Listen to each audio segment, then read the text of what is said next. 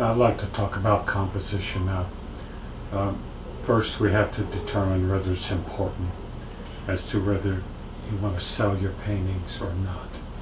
And the answer to that is no.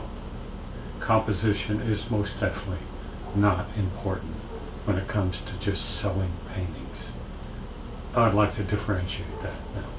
Selling paintings is different than making art. Paintings that are sold sometimes are not necessarily art. It's about 99% marketing and 1% inspiration. Let me give you some examples of paintings that are quite famous, that have no compositional skills involved in them at all. This one is hanging in the Tate Gallery in London. There is no compositional skills involved in this. Pure marketing.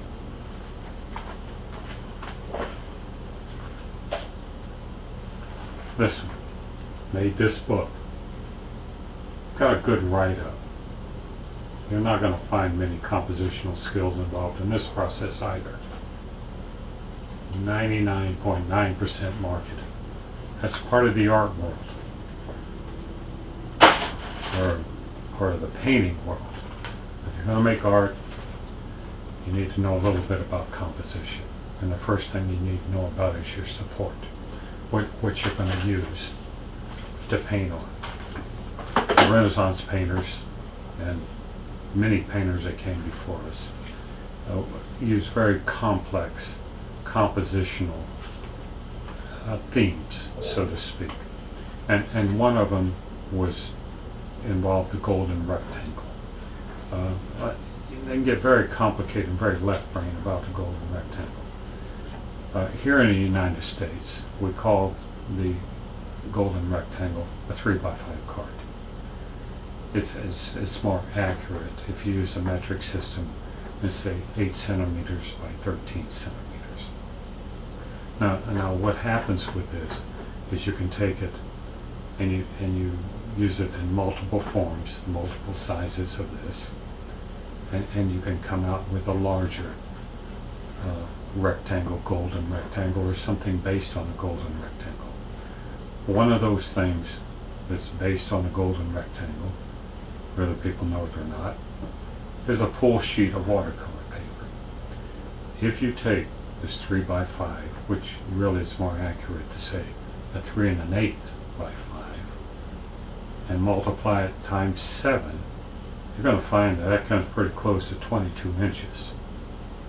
Multiply it times 6, it's going to come out pretty close to 30 inches. So your full sheet of watercolor paper, which this is, which I showed you earlier how to stretch and what a painting on, is really a series of golden rectangles. Let me demonstrate this, and then we'll conclude. We have to come down about 7. This is going to be approximate because I've taped off some of this stuff. So we'll do this. 1, 2, 3, 4, 5, 6, 7. Pretty close to 22 inches. Remember, this is 8 by 13 centimeters. Let's go along the top here. 1, 2, 3, 4, 5, 6. I think that demonstrates my point. The people who make our supports in paper, the ones that have any tradition at all, pretty close to what the painters who came before us had envisioned. So the following lectures or presentations will demonstrate how to divide this thing up in various compositional, or as they like to say, designs or layouts, whatever they want to call it. I'll call it composition on accepted themes and stuff. Now, remember now, composition is a cultural based concept. What we Westerners think of composition is different than what Easterners think and what other cultures think. How things are put together depends entirely on our culture and how we were trained and what we were exposed to when we were children and stuff. I'll try to run through various themes and various aspects of composition. It is a concept. It's not a rule that you really need to adhere to very closely.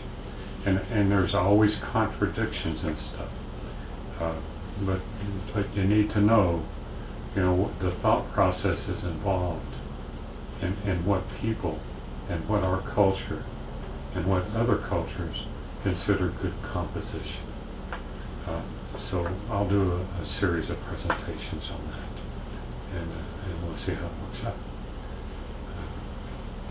Best of luck. Enjoy.